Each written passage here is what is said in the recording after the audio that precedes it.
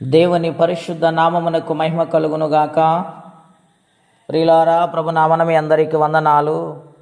దేవుని వాక్యము ధ్యానిందాం. మత్తయి సువార్త 7వ అధ్యాయము 1వ వచనము నుండి. మీరు తీర్పు తీర్చకుడి, అప్పుడు మిమ్మల్ని గూర్చి తీర్పు తీర్చబడదు. ప్రియమైన దేవుని బిడ్డలారా, ఉదయకాలస్వం పరిశుద్ధాత్మ దేవుడు మనందరితో మాట్లాడుచున్నారు.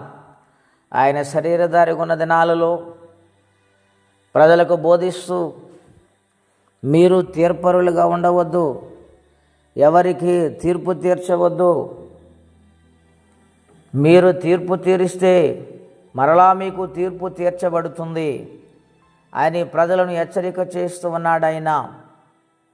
రెండవదిగా, మీరు ఏ కొలతతో కొలుస్తారో అదే కొలతతో మీకు కొలవబడుతుందని ఆయన ప్రతి ఒక్క మానవుని గూర్చి మాట్లాడుచు ఉన్నారు. అవును ప్రియులారా, చాలామంది మానవులు ఏమి చేస్తారంటే వారికున్న లోటుపాటులను సరిచేసుకోకుండా ఎదుటివారి లోపాలు ఎత్తి చూపుతారు. అది దేవుని దృష్టిలో ఏమాత్రం మంచిది కాదు. ఆలోచన చేయమని ప్రభుపేట మనవి చేయొచ్చు అన్నాను. అందుకని ఆయన అంటూ ఉన్నాడు, నీ కంటిలోనున్న దూలాన్ని తీసివేసుకో, ఎదుటివాని కంటిలో ఉన్న నలుసుని వెతకవలసిన అవసరం లేదు. ప్రియులారా, మన జీవితం ఏమిటో మనకు తెలుసు, మన యొక్క విధానం ఏమిటో మనకు తెలుసు, దేవునికి తెలుసు.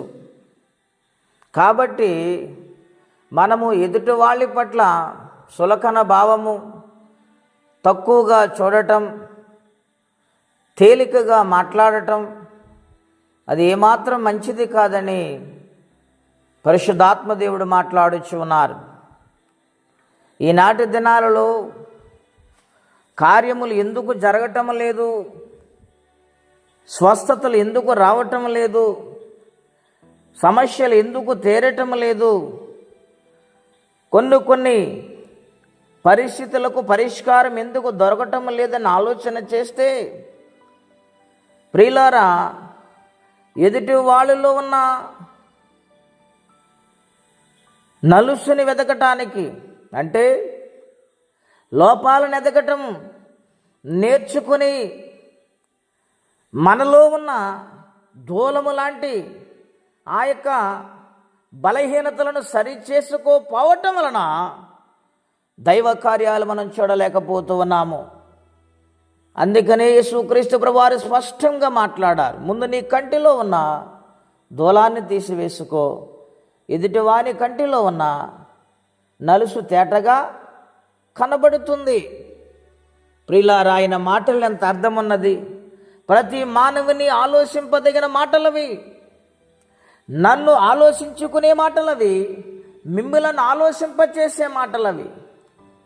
కాబట్టి దేవుని సన్నిధానములో బహు జాగ్రత్త కలిగి మనము నడవాలని దేవుడి ఉదయకాల సమయంలో ప్రేమతో హెచ్చరిక చేస్తూ ఉన్నారు.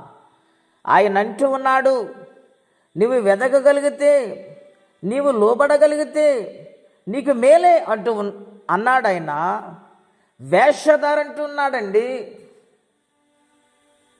ఎంత కఠినమైన మాటను అక్కడ ఉపయోగించారు. ఎందుకని వేషధారని పిలుస్తున్నాడు?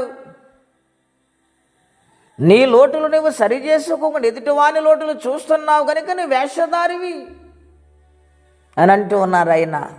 గనుక ఎవరికి వారి మనము సరి చేసుకొని ఎదుటి వాళ్ళని గొప్పగా ఘనముగా ఎంచేవారిగా మన మనసుంటే నిశ్చయముగా దేవుడు మనల్ని జ్ఞాపకం చేసుకుంటారు, మనకు జవాబునిస్తారు, పరిష్కారము చూపుతారు, కృపను కూడా అనుగ్రహిస్తారు.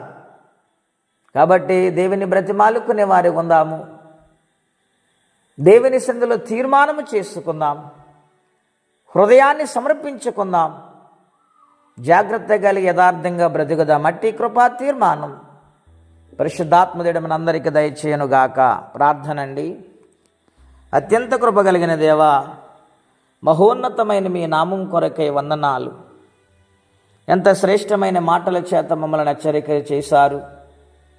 అవును ప్రభా, తనకు తానే నీతిమంతుడని ఎన్నడనుకోవద్దని మాకు అర్థమైంది గనుక నీ కొరకు బ్రతికే జీవితం మాకు దయచేసి నీ సన్నిధిలో నమ్మకంగా బ్రతుకు భాగ్యం ఇమ్మని యేసయ్య నామములో ప్రార్థించి వేడుచున్నాము తండ్రి. ఆమెన్. దేవుడు దీవించును గాక. ఆమెన్.